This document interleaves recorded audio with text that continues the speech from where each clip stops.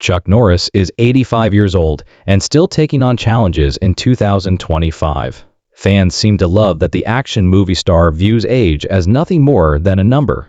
Chuck has kept his followers updated, whether it's through cameo appearances or just posting a photo of him and his family on vacation. He has created a really fulfilling life for himself outside of Hollywood, even though it now looks very different from the action-packed parts that made him a legend. Chuck has been busy, but still amazes people with his tens of millions of dollars in wealth, which includes a ranch with its own bottling plant and a collection of cars that would make even millionaires envious. And let's see what the biggest action star in the world has to offer. Chuck only knew how to struggle to survive every day of his life before he became famous and wealthy. He was the newest resident of Ryan, a small Oklahoman hamlet of less than 1,000 residents, where he was born in 1940 as Carlos Ray Norris. The Norris family was quite impoverished. So impoverished that they lacked power and an indoor bathroom in their tiny home. The family had to sleep in their clothes during the bitterly cold winters. The family was so impoverished during one winter that they only ate cornbread and beans for 47 days in a row. Chuck was born with a serious condition called jaundice, as if the harshness of his environment wasn't enough. Additionally, because he was born weighing only about 5 pounds, the doctors believed he might not live. Chuck, however, survived because he was a warrior from the start. His mother even thought he had a reason for living. Nobody in that icy house could have predicted what that goal would be. Ray Norris, Chuck's father, had had a difficult existence. He lied about his age to enlist in the army at the age of 17. He participated in the Battle of the Bulge during World War II and even managed to escape a lethal explosion. However, the trauma remained with him after he returned home. He was forced into the harsh grip of alcoholism as a result. Ray was consuming 2 bottles of whiskey every day by the time young Chuck was 9 years old. He was so inebriated that he struck a pole with the family's sole vehicle on a Christmas Eve in the early 1950s. Ray worked in almost 20 different jobs throughout the course of the following 12 years. He was a truck driver, a bus driver, and a mechanic. Despite traveling hundreds of thousands of miles and driving through almost every state in the United States, he never made any money. He occasionally worked 3 jobs at once and frequently put in 14-hour days. His wife made $35 a week as a waitress to help maintain the family. It didn't appear like Ray's troublesome habit would lift the family out of poverty. Chuck's parent filed for divorce as a result of this and other circumstances. Chuck was 12 years old at this point and had already taken on some responsibilities. He took on any work he could to help out financially. Chuck would do anything, whether it was working in the fields, delivering newspapers, or shining shoes. The little youngster had to walk nearly 8 miles each day to work after landing a job at a grocery shop, where he made $12 per week. Chuck turned 13 after the divorce, but his father did not come. Instead, he sent him a rumpled $5 cash. For many years as a teenager, Chuck held on to that bill as a reminder of his unfulfilled dreams. He was pretty quiet in school. He could go a whole day without talking, according to his teachers. In 7th school, he once puked before presenting a book report because he had severe stage fright. He took a failing mark and declined to try again. Additionally, he avoided particular letters when speaking because of his severe stammering. He weighed less than 100 pounds and was just 5 at the age of 15. He was frequently made fun of by police officers. In front of the girl he liked, one even shoved him into a puddle of dirt. He ate lunch by himself in the boiler room since he was so shy. Unaware that he was a student, the class photographer requested him to step aside during his senior year of high school. Chuck would subsequently say that he was essentially invisible in high school, but after his family relocated to Torrance, California, things started to change. His mother eventually and permanently left his father that year. Living in a new city wasn't much simpler. The family had very little money and lived in a tiny 2-bedroom apartment. Chuck kept up his part-time work to provide for his family.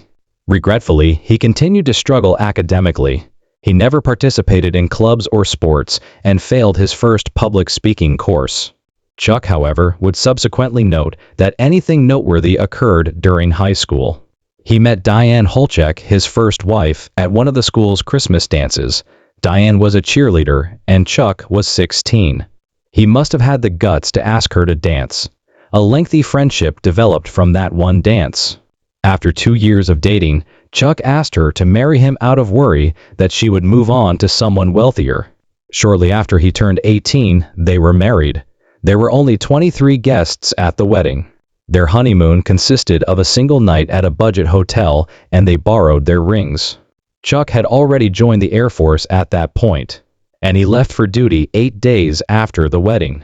Feeling stuck, especially after his inebriated father made a scene at his graduation, he enlisted in the military.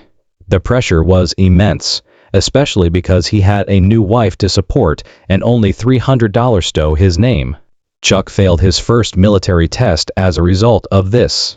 As one of the few positions open to recruits without specialized training, he was fortunate to be approved as an air policeman during a recruitment drive. During his first 6 months, he got into problems twice and failed the fitness test twice. Chuck, who would become a world-famous action hero, had never engaged in combat before enlisting in the Air Force.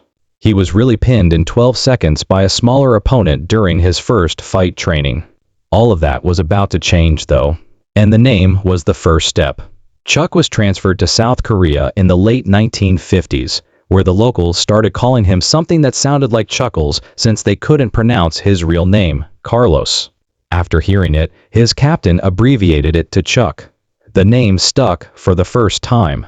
Chuck even requested that his true name be used on official documents, but his request was turned down. According to the police, nicknames improved morale. Feeling lost one evening, Chuck entered a judo school. He was severely beaten by a smaller teacher. However, something clicked inside of him.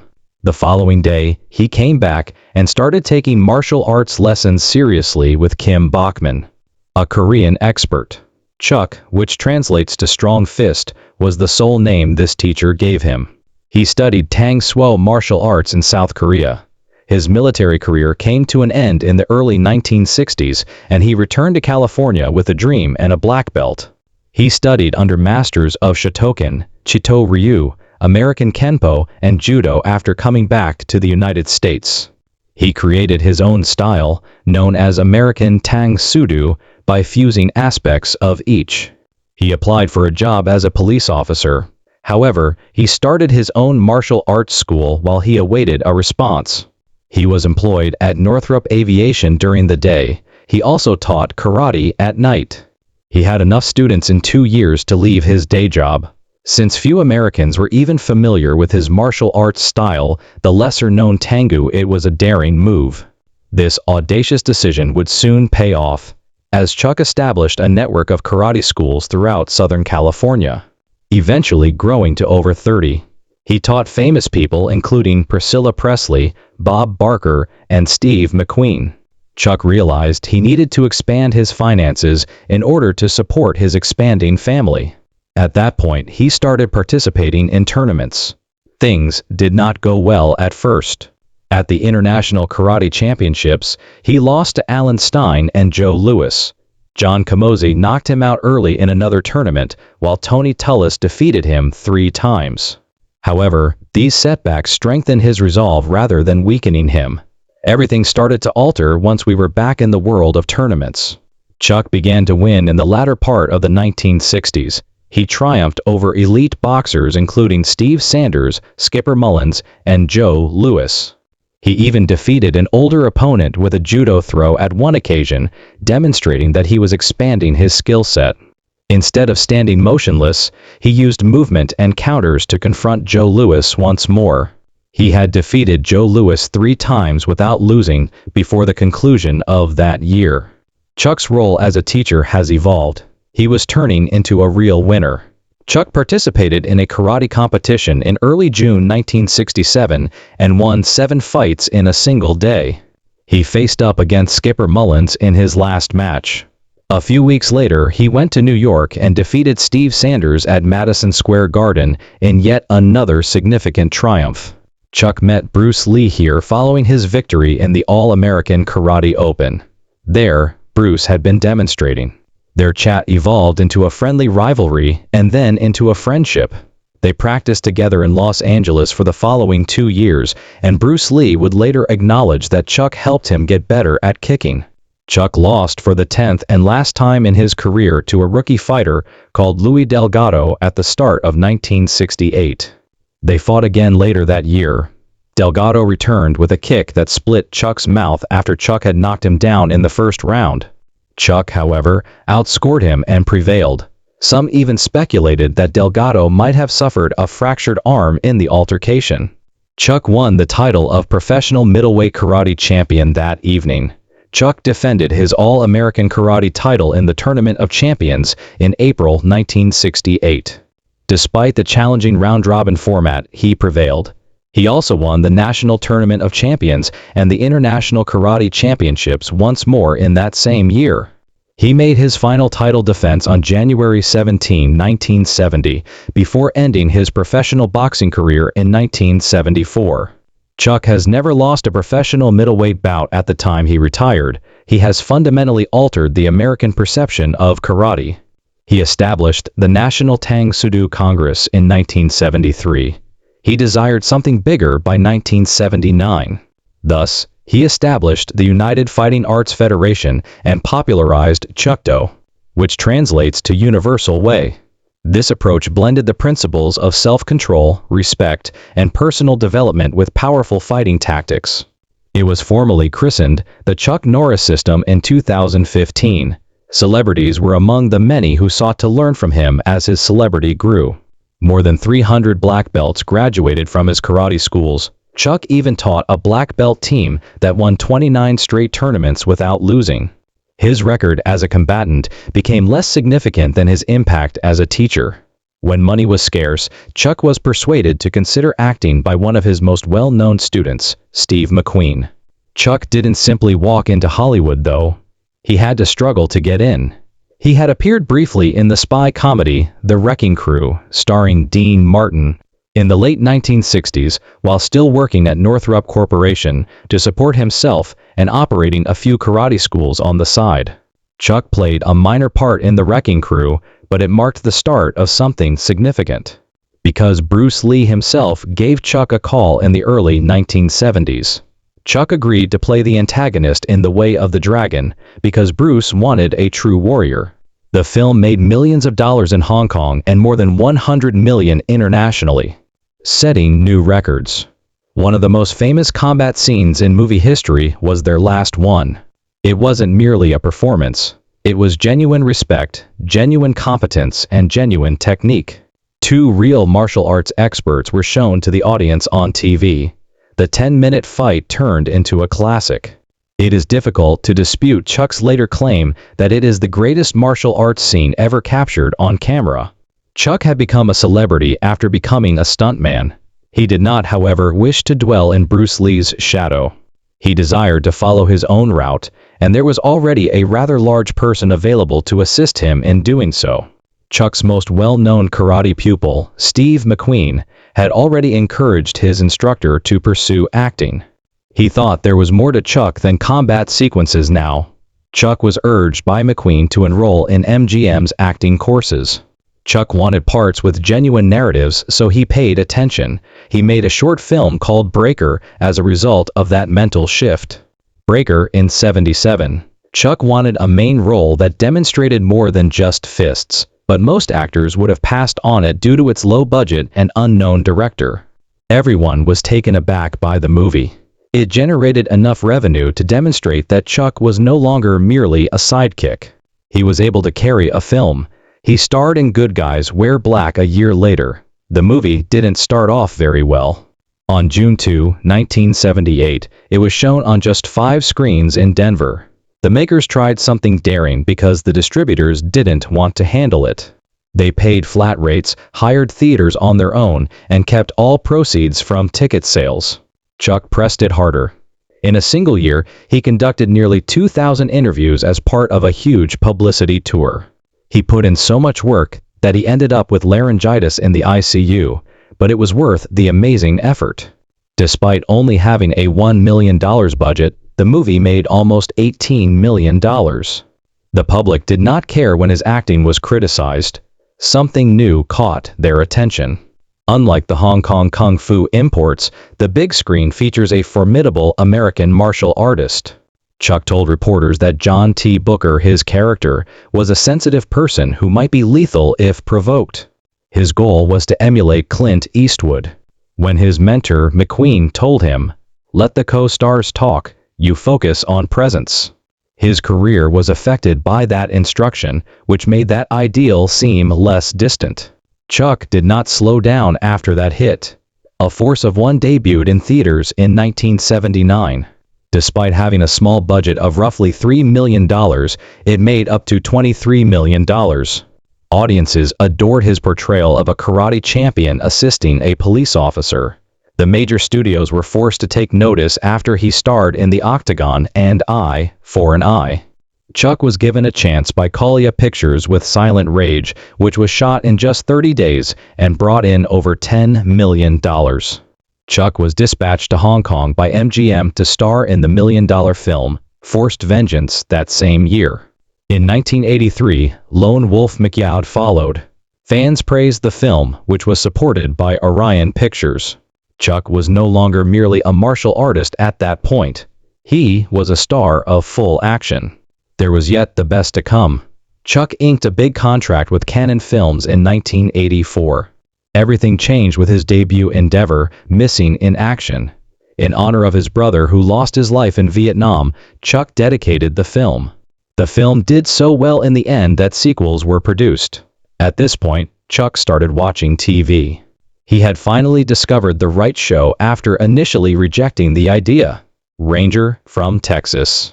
Chuck didn't have to look far for inspiration in his role as Cordell Walker. Part Cherokee, part Irish, a martial artist, and a Vietnam veteran, the persona was quite similar to himself. The actual performance was filmed just a few hours away from Chuck's Texas home. Great anecdotes, much-needed moral teachings, and lots of roundhouse kicks were all provided by Texas Ranger. In the end, the program ran for 9 seasons and almost 200 episodes. Chuck's personal life wasn't flawless, but he was more famous than ever.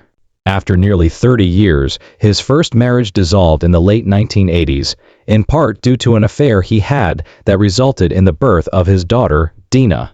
Chuck, however, never gave up on love, and he met Gina O'Kay at the age of 58 in the late 1990s. Kelly at a meal.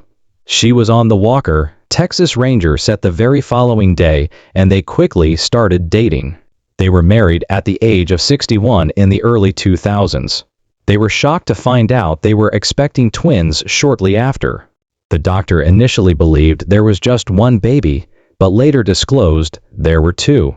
Both children were born healthy, and Chuck chose to take a break from filmmaking to raise them after nearly fainting from the shock. As the decade progressed into the 2010s and 2020s, one would think that Chuck Norris's name would be forgotten. It didn't, because the era of social media chose to honor the legendary Chuck Norris by saturating the internet with memes that highlight his tenacity as a fighter. It was estimated that Chuck had a net worth of about $70 million by the mid-2020s. Fans were taken aback by that figure. But Chuck had made very wise real estate decisions in addition to other reliable investments and years of unreported profits. He was a best-selling author as well. He wrote on a wide range of topics, including politics and martial arts. His income increased as a result of the success of titles like The Justice Writers and Black Belt Patriotism. He also made a company off of his image. He started Lone Wolf Ranch Pets and Safeforce Premium Water. His Texas property was the source of the water brand. Inspired by their pets, he and his wife Gina founded the pet food firm. Lone Wolf Ranch in Navasota, Texas is another. It's more than just his house. Additionally, Seaforce water is bottled there. The property features a private lake, a martial arts training center, and a huge bottling machine. Like the guy himself, the tens of thousands of acres of land are intended to be self-sufficient.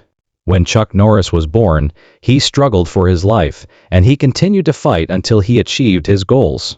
He is currently battling aging, and given his personality he is likely to prevail once more.